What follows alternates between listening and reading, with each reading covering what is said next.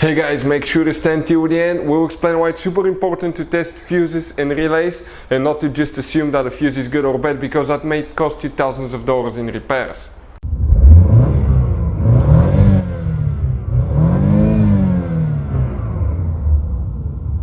Hey guys, welcome back to Electrical Car Repair Live. Thank you guys for watching and subscribing to the channel. Today will be super helpful video to any of you having a Ford Mustang 6th generation, guys. I'm talking about year 2015 to year 2023. If you need to find the fuse for the rear window defroster, guys, stay with us. We'll explain where that fuse is located. We'll talk why it's super important to test fuses and relays as well. All that will be covered in this video today. Before we start, guys, let me tell you a little bit about us. Every single car we get here at the garage, guys, we make at least 200 to 300 free repair videos. We take them completely apart. We take engines apart, transmission. We show you how to fix pretty much almost anything, guys. Interior, bodywork. Why we do all that? Because our mission in the shop is to save you as much money as we can. All we need in return, please subscribe to the channel, like the video. That way we can keep making these free videos.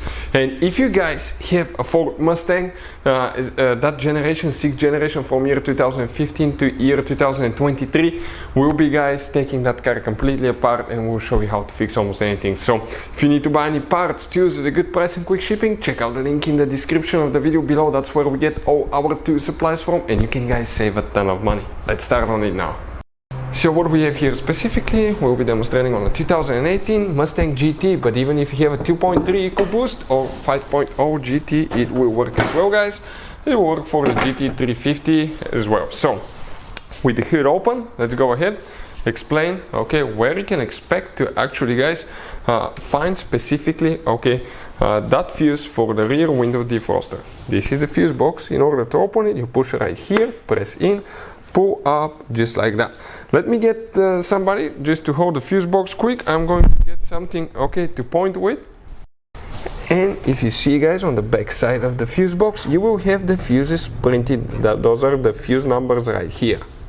It is, guys, very important to test fuses and relays. On those fuses you cannot clearly see if they're burnt or not, especially you can see in the JK's fuses as well. And if you guys assume, okay, let's say you remove a fuse, you look at it and you assume, guys, that it's actually a good fuse, but it's actually a bad fuse. Sometimes you cannot clearly see that.